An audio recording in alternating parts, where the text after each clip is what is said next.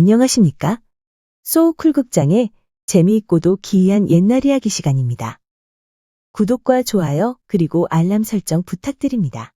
재미있고도 좋은 글로 보답하겠습니다. 옛날 전라도 어느 곳에 도깨비터가 있었다. 도깨비터란 밤이면 나타나서 도깨비끼리 몰려다니며 노는 곳이었다. 그 도깨비터가 있는 근처 마을에 한 가난한 아주머니가 있었다. 이 아주머니가 왜 가난한가 하니 무어라도 조금 생기면 죄다 남에게 퍼주어서 그랬다. 쌀이 생기면 살 없는 사람에게 퍼주고 돈이 생기면 돈 없는 사람에게 퍼주었다. 이러니 가난을 벗어날 수가 없었다. 아주머니는 젊어서 돌림병에 남편을 여의고 자식도 없이 청산과부가 되어 혼자 살았다. 가족이라고는 아무도 없고 시동생이 하나 있었는데 과부댁은 인생이 불쌍해서 시동생을 데리고 있었다. 왜냐하면 이 녀석이 천하에 둘도 없는 개망난이었기 때문이다. 형수가 애써 돈을 조금 모아놓으면 갖다가 노름으로 날리고 애써 농사지어 놓으면 갖다 팔아서 술값으로 날렸다. 그러다가 나중에는 집문서까지 팔아먹고 도망을 가버렸다. 형도 없는 형수네 살림을 다 들어먹은 것이다. 그래서 과부댁은 졸지에 집도 절도 없는 신세가 됐다. 과부댁은 동네 입구에다가 움집을 하나 지어놓고는 살았는데 오다 가다 보는 사람이 불쌍해서 눈물을 흘릴 정도였다. 어느 해 눈이 펄펄 내리는 섣달 금음날이었다. 저녁 무렵 탁발승 한 분이 마을에 들어왔다. 마을에 들어와서는 둘레둘레 살피더니 탁발승은 부잣집으로 갔다. 길 가는 객승을 하룻밤만 재워주시오.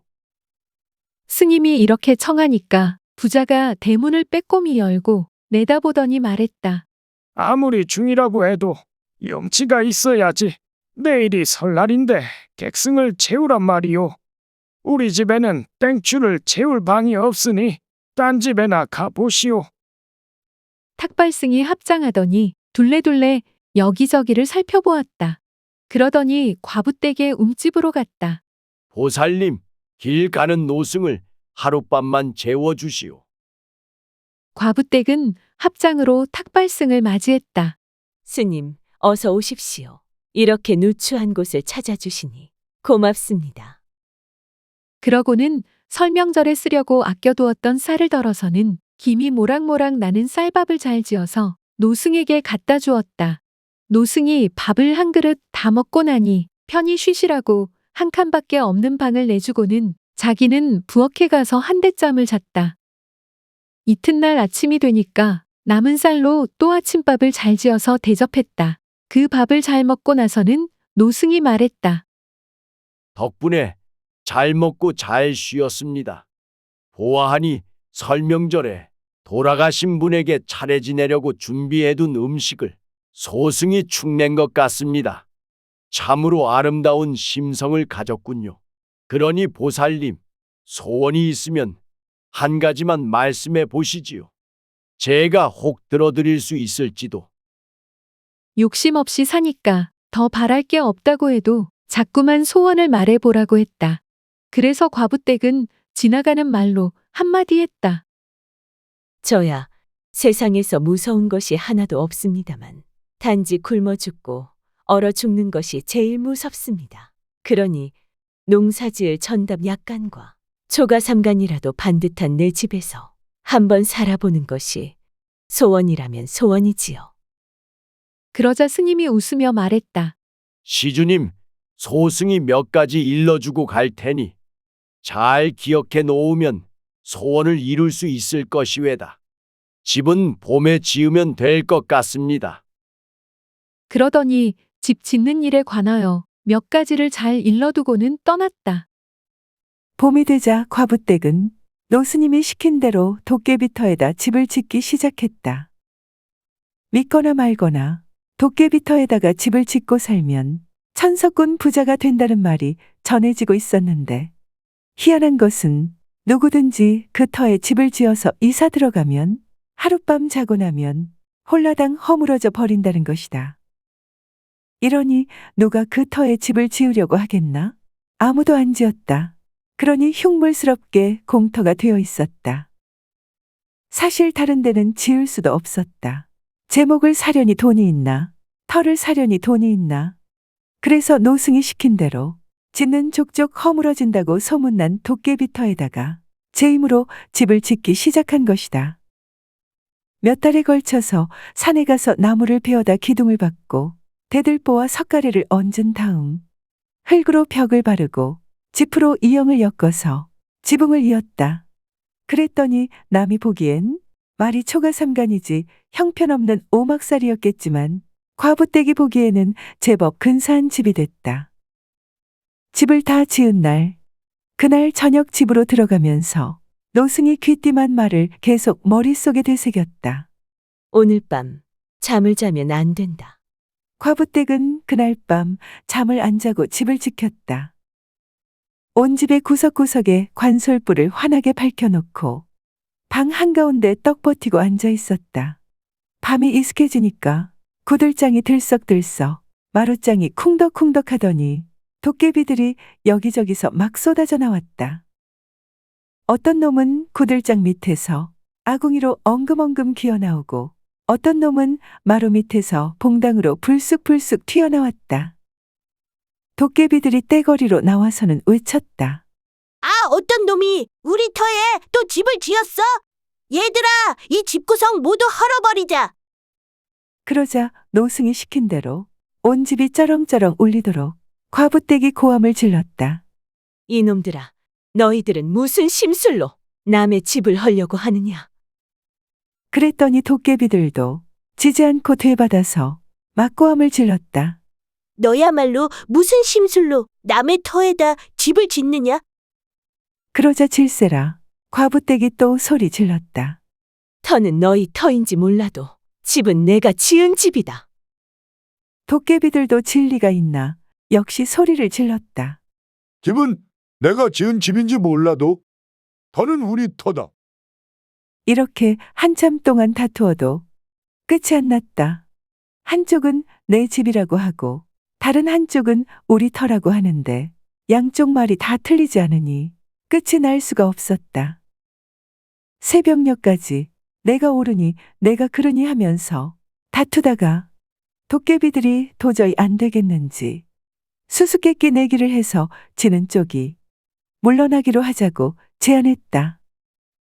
과부댁은 노스님께 듣고 배운 대로 일이 진행되고 있어서 옳다구나 하고 그러자고 했다.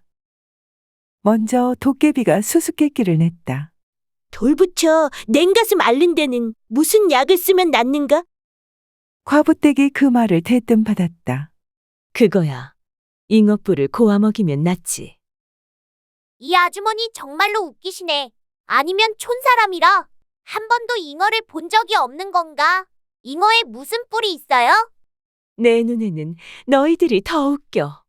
돌로 만든 부처에 무슨 가슴이 있어서 가슴을 그것도 냉가슴을 알아. 이렇게 됐으니 비겼다. 그러자 그 다음에는 과부댁이 수수께끼를 냈다.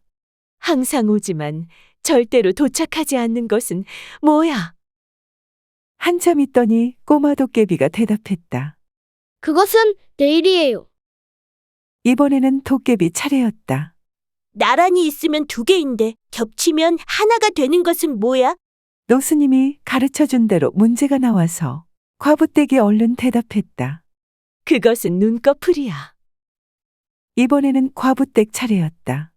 날개도 없고 입도 없지만 온 세상을 날아다니는 것은 한참 끙끙거리더니 도깨비가 대답했다.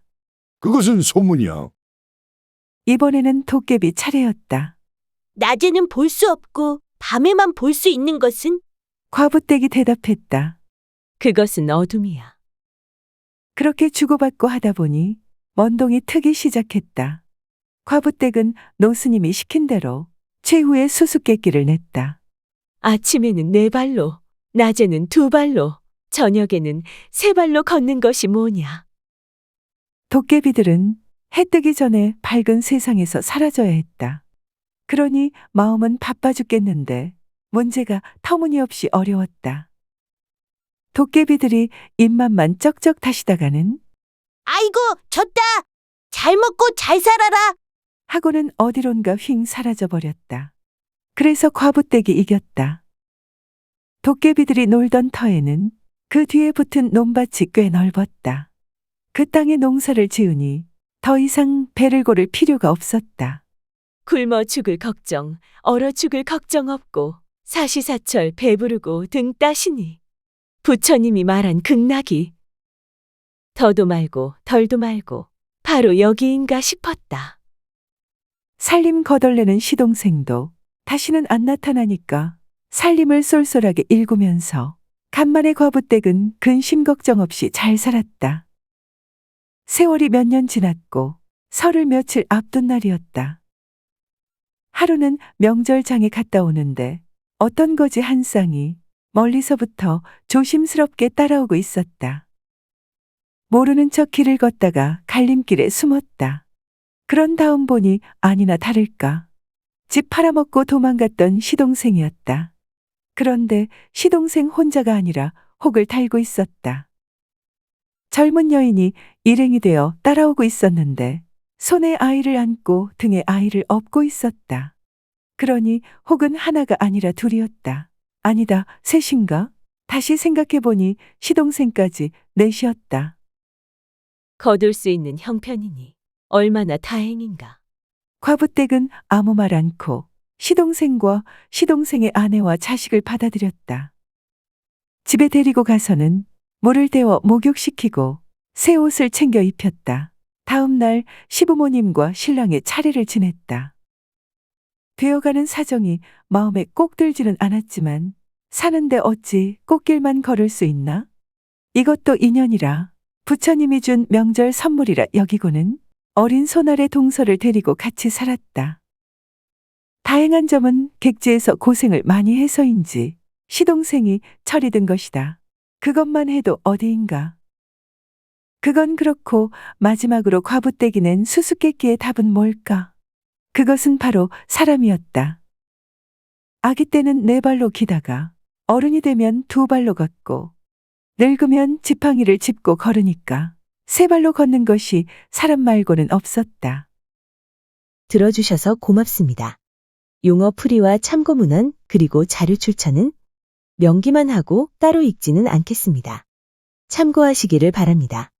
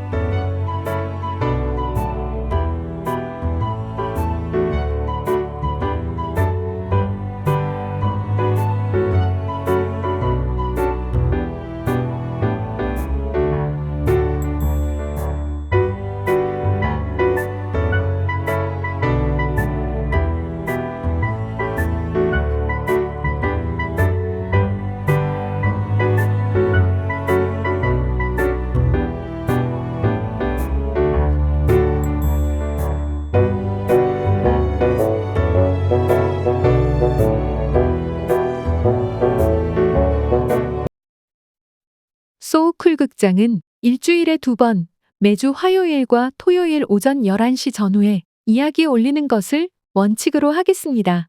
화요일은 재미있고 기이한 옛날 이야기, 토요일은 실제 일어난 사연, 사건이나 전설, 설화, 신화 등을 다루겠습니다. 반면에 쇼츠는 틈을 봐서 올리겠습니다. 고맙습니다. 다음에 만날 때까지 건강하시기를 기원합니다.